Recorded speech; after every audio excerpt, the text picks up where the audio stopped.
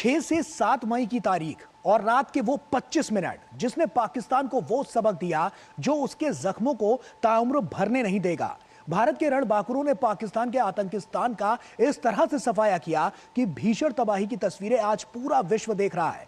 भारतीय सेना ने ऑपरेशन सिंदूर के तहत पाकिस्तान और पीओके में जैश ए मोहम्मद, लश्कर ए तैयबा और हिजबुल मुजाहिदीन जैसे प्रतिबंधित आतंकी संगठनों के मुख्यालयों को मिट्टी में मिला दिया।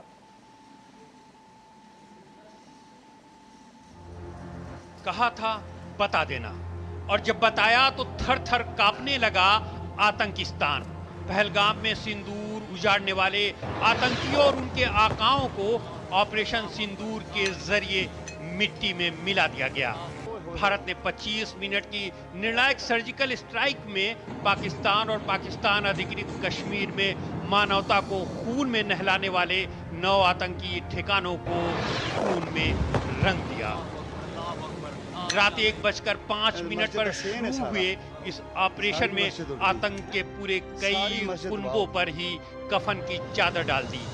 इस अभियान में भारत में सैकड़ों सुहाग छीनने और माओ की गोदे सुनी करने वाले दरिंदे मसूद अजहर के आतंकी संगठन जैश ए मोहम्मद के कई खूंखार आतंकी इस अभियान में ढेर हो गए।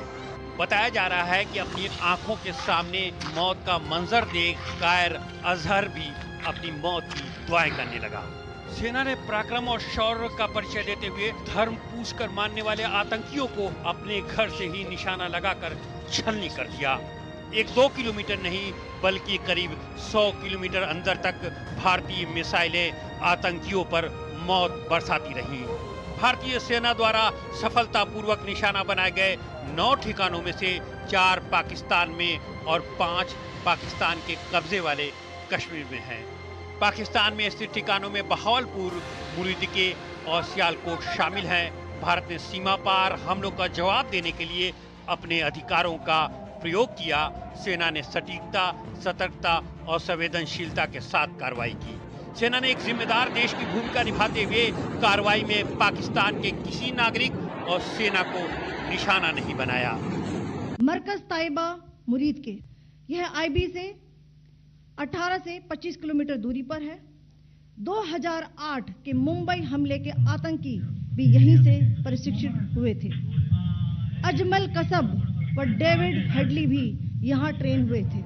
रक्षा मंत्री राजनाथ सिंह ने कहा कि ऑपरेशन सिंदूर के दौरान हनुमान जी के आदर्शों का पालन किया गया और सिर्फ उन्हें ही मारा गया जिन्होंने मासूमों को मारा था। हमने हनुमान जी के उस आदर्श का पालन किया है जो उन्होंने अशोक वाटिका उजाड़ते समय किया था। जिन मोहि मारा तिन मोहि मारे। हमने केवल उन्हीं को मारा जिन्होंने हमारे मासूमों को मारा।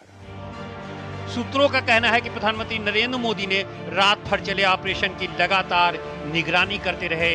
खबरों के अनुसार अफसरों के साथ मीटिंग में पीएम मोदी ने इस ऑपरेशन का नाम सिंदूर रखने की सलाह दी, जिसे सेना ने मान लिया। कार्रवाई के बाद दिन में सुरक्षा मामलों की मंत्रिमंडल समिति की बैठक में स्थिति की समीक्षा की गई। इसके बाद कैबिनेट की बैठक हुई। सूत्रों के मुताबिक पीएम मोदी ने इस ऑपरेशन की जानकारी अपने कैबिनेट के साथियों को दी।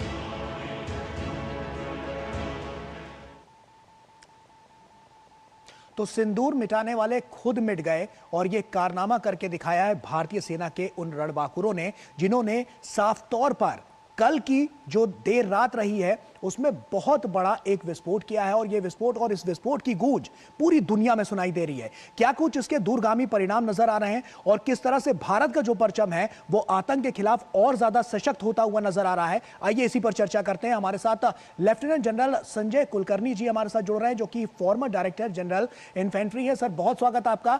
और उसी के साथ आलोक बंसल जी हमारे साथ जुड़ रहे हैं जो कि डायरेक्टर है इंडिया फाउंडेशन के। आपका भी बहुत स्वागत है आलोक जी। और संजय सर, सबसे पहला सवाल तो मेरा आप ही से है क्योंकि जिस तरह से हमने देखा 9 ठिकाने और वो 25 मिनट पाकिस्तान के लिए कभी ना भूलने वाला सबक, तो ऐसे में इस 25 मिनट को किस तरह से देखते हैं? क्योंकि साफ तौर पर एक बहुत बड़ा जख्म भारत ने वहां पर दिया है और ये बदले की जो भावना भारत की रही है उसने इसकी जो गूंज है वो वैश्विक स्तर पर भी सुनाई दे रही है। सबसे पहले आपका रिएक्शन।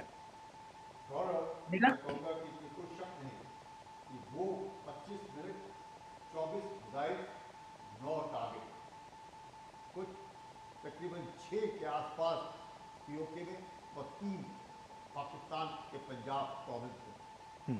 उसमें भी मसूद अजहर का जो ठिकाना था उसको बर्बाद करना, जिसपे उनके सारा तकरीबन परिवार मारा गया।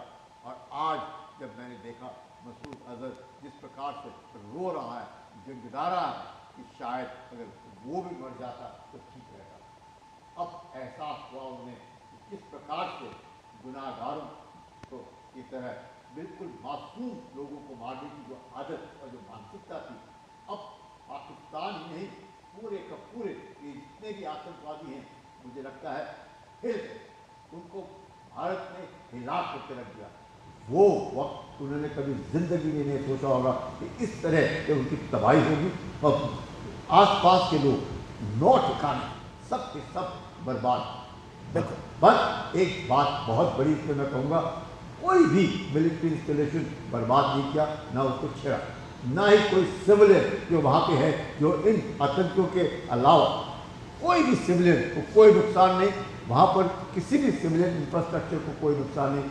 सिर्फ और सिर्फ जहाँ पे आतंकी थे, सिर्फ वो और उनके जो उनके जो साथी तो थे। सबसे बड़ा फर्क है संजय सर, जो साफ तौर पर दिखाता है कि जब आतंकी आते हैं तो वो सिविलियंस नहीं देखते, वो सिविलियंस को उनका धर्म पूछकर मारते हैं, जैसा कि हमने देखा पहलगाम में। और ये भारतीय सेना है जो साफ तौर पर सिर्फ वही निशाना बनाती है जहां पर उसको बनाना होता है। तो ये बहुत बड़ा अंतर है, और पाकिस्तान की जो स्थितियां रही है और भारत की स्थितियां, जमीन आसमान का अंतर, और ये पूरा विश्व भी मान रहा है।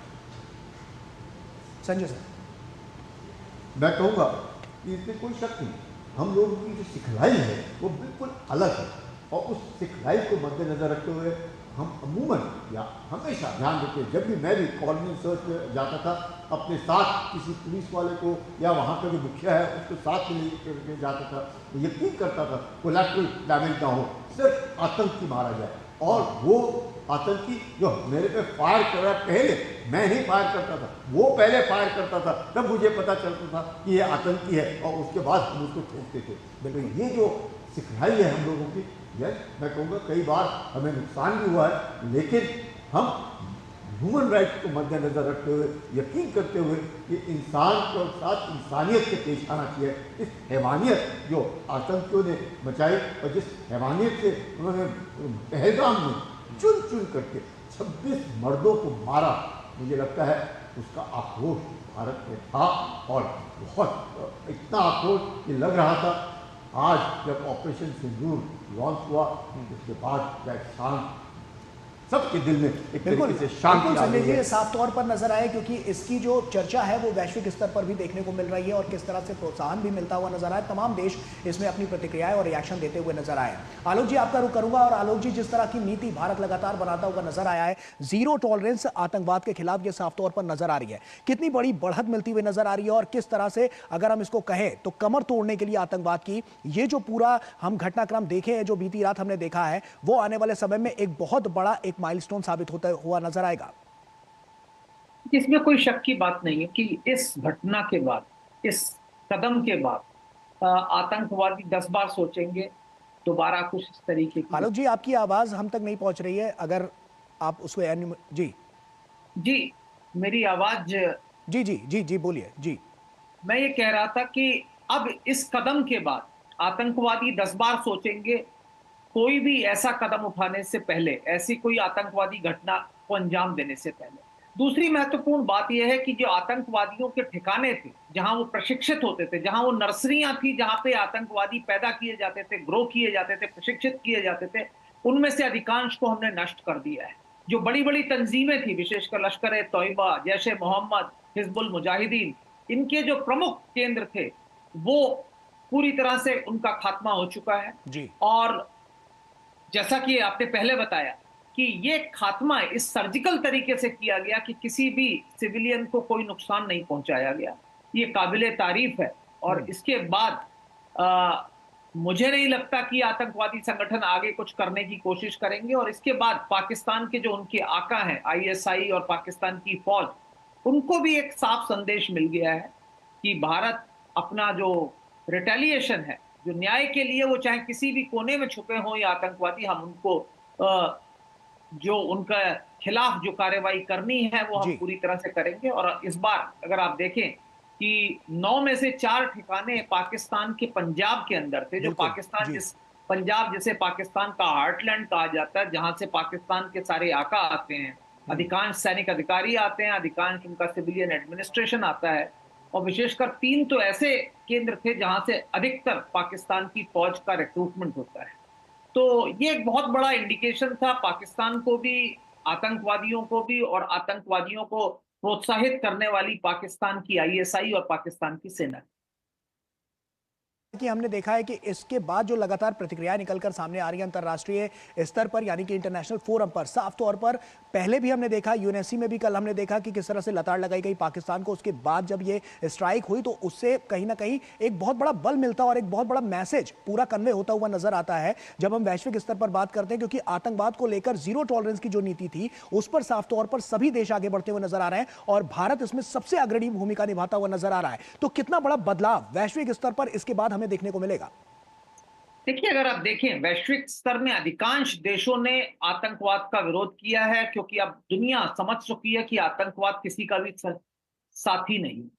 यहां तक कि आप देखिए, जो पाकिस्तान के जो पारंपरिक मित्र थे उन्होंने भी इस दौरान पाकिस्तान का साथ नहीं दिया। चीन ने भी कोई ऐसा वक्तव्य नहीं दिया कि पाकिस्तान का समर्थन किया हो, सिवाय इसके कि रिग्रेटेबल है ये जो घटना है। अमेरिका ने भी कहा ये जल्दी खत्म हो जाए। लेकिन जो पाकिस्तान के पारंपरिक इस्लामिक राष्ट्र थे, सऊदी अरब, संयुक्त अरब अमीरात, कतार, इनमें से किसी ने भी कोई ऐसी प्रतिक्रिया नहीं दी भारत के इस कदम के खिलाफ।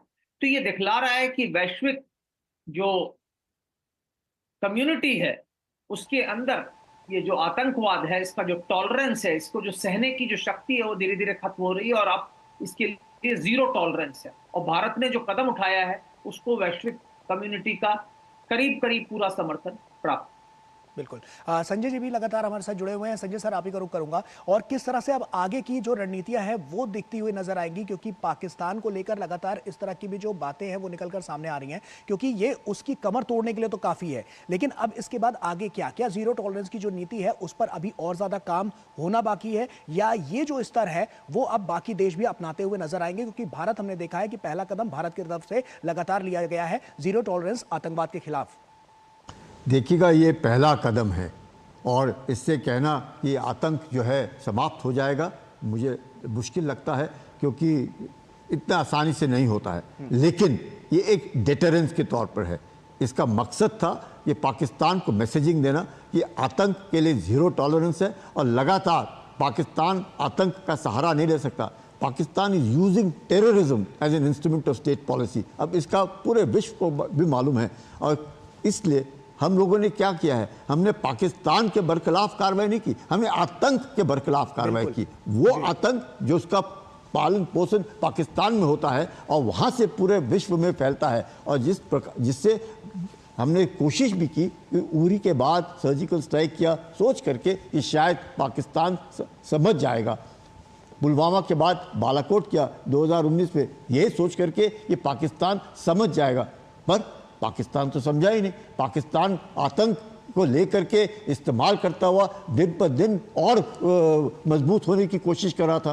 तो ये जो कार्रवाई हम लोगों ने की है, ये कार्रवाई खासकर क्योंकि पहलगाम में जिस प्रकार से 26 बिल्कुल इनोसेंट पर्यटकों को मारा, उसके बरखिलाफ कार्रवाई और जो आक्रोश देश में था, ये इनके बरखिलाफ कार्रवाई करना नया ज़रूरी है। इसलिए आतंकी जो उनके लोकेशन थे उनको टारगेट किया गया। बड़ा संदेश देने की भी कोशिश है कि अगर छेड़ोगे तो छोड़ेंगे नहीं।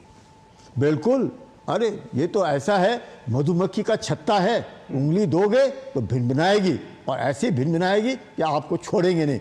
मकसद ही एक है, आतंक के बरखिलाफ जीरो टॉलरेंस, और ये बहुत ज़रूरी है। और मुझे लगता है कि पाकिस्तान अब समझ गया होगा ये भारत जो है वो भारत नहीं है जो वो सोचता था, ये भारत वो है जो कहता है करके दिखलाता है। बिल्कुल, ये नया भारत है, और यही बात प्रधानमंत्री नरेंद्र मोदी भी कहते हैं कि घर में घुसकर मारेंगे अगर इस तरह की कोई स्थितियां नजर आती है तो।